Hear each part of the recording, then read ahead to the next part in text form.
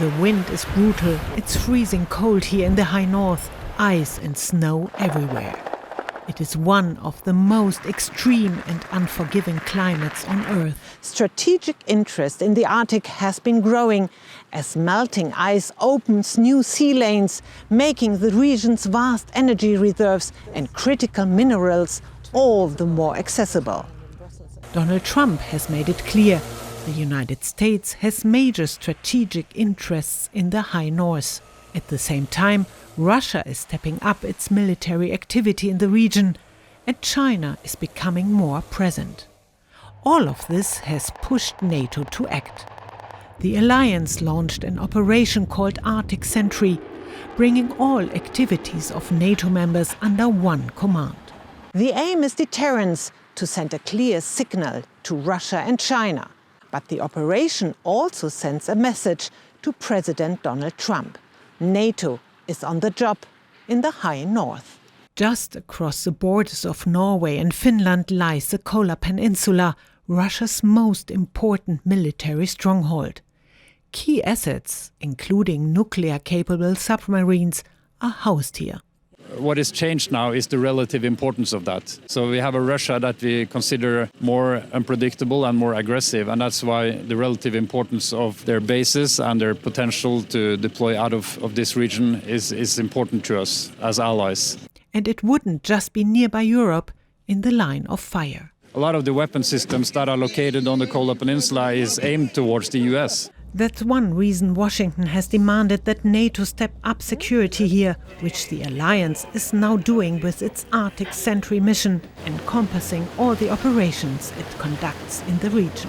While Trump also insists that China poses a threat, a claim sources say has been exaggerated, allies are nonetheless willing to be more watchful. We don't see any Chinese military activity on this side of the Arctic as of yet. We see that they conduct more research activity in the summer in the Arctic. It's from here that much of the regional monitoring is conducted, Evenes Air Station. It sits just a few hundred kilometers from Russia and the Kola Peninsula, a strategic point for detecting undersea intruders and scanning the skies. Capabilities recently demonstrated in NATO's cold response exercise, the first major one conducted under Arctic Sentry. This aircraft behind me is ideal for submarine warfare.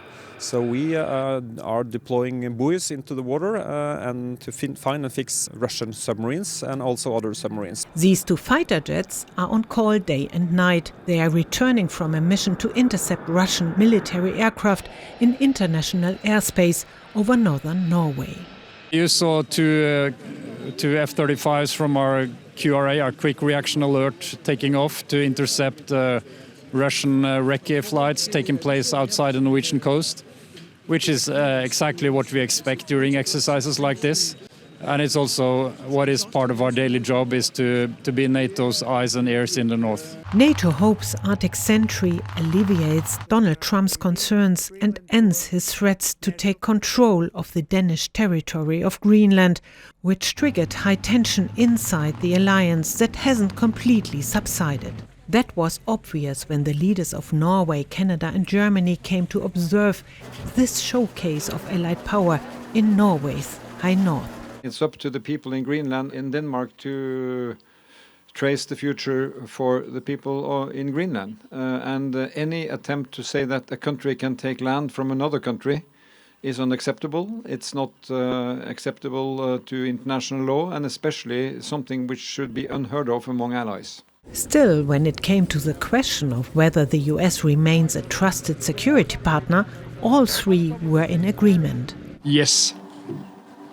Yes.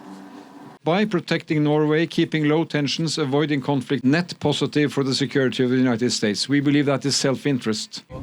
Cold Response is bringing together 32,000 troops training on land, at sea and in the air in an extreme scenario.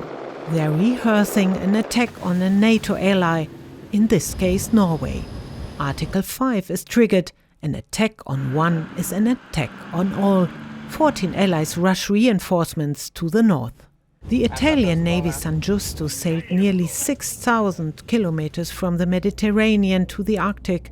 operating under completely new conditions.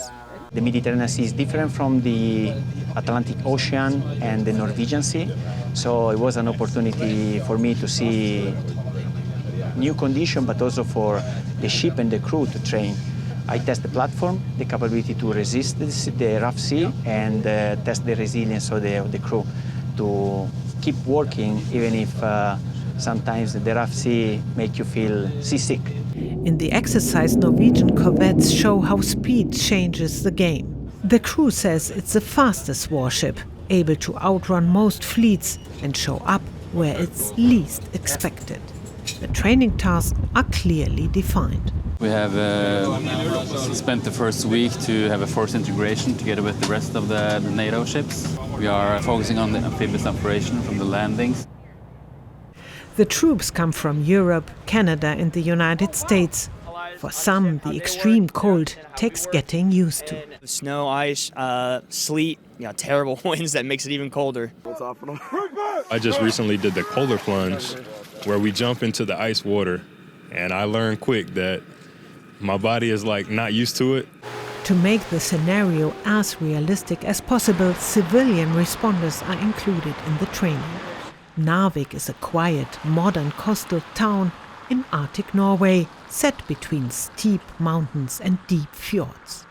As part of the exercise, Narvik will receive casualties from the war front. A train pulls in, carrying about 100 patients, both civilian and military. Extra mock casualties are added to test how much the system can handle. We have seen a train coming from Finland with wounded soldiers, and they will now be taken care of by our healthcare system. We train how the civilian system and the armed forces can work together. Our hospital is in emergency state now, code red. Everyone is called in.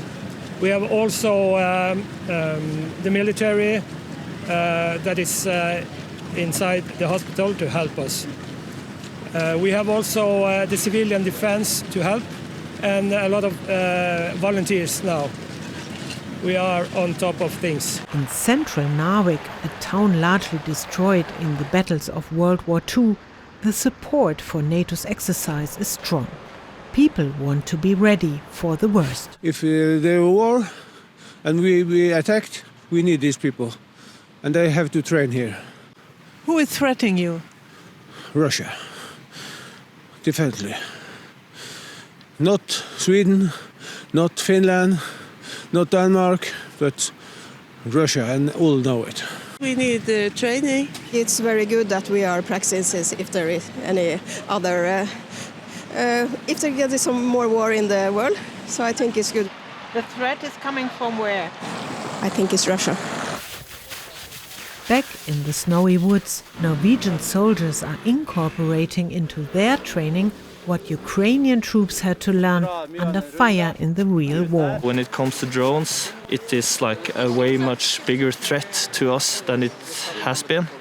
So one way to counter that is to dig down in the snow and think more of stay concealed from the air than we did before.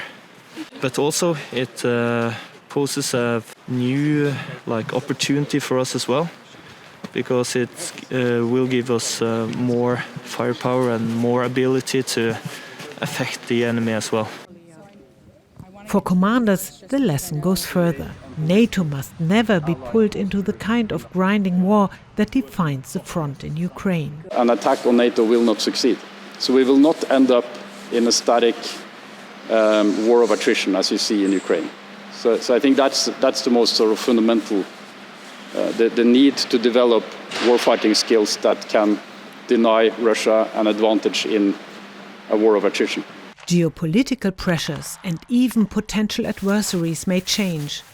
But with the increased vigilance of Arctic Sentry and improved training, like in cold response, NATO wants to prove one thing remains constant in the high north. If the war comes, we will fight it.